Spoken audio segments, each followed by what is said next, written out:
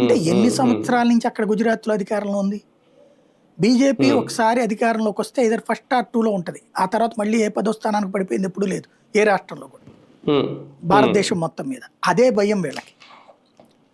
అయితే గెలుపు ఓటములు అనేటు సహజం. ఇప్పుడు ఢిల్లీలో గతంలో అధికారంలోకి వచ్చింది ఒక ట్రిప్, సుష్మా స్వరాజ్ సీఎంగా కూడా చేసింది. తర్వాత 20 ఏళ్ళు అధికారంలో లేకుండా పోయింది. కానీ అపోజిషన్లో స్ట్రాంగ్గానే ఉంది. అది కాంగ్రెస్ ఉన్నప్పుడు అపోజిషన్ అదే, తెలుగు తర్వాత ఆమ్ ఆద్మీ పార్టీ ఉన్నప్పుడు అపోజిషన్ అది.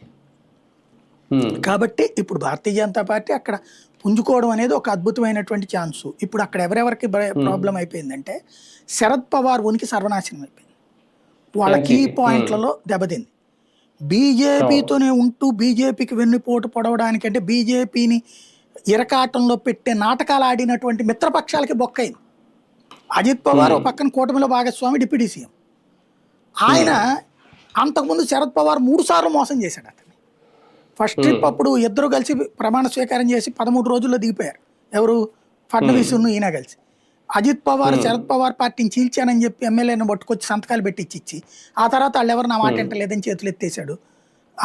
ఆ టైంలో ఒక దెబ్బ వేసాడు శరద్ పవార్.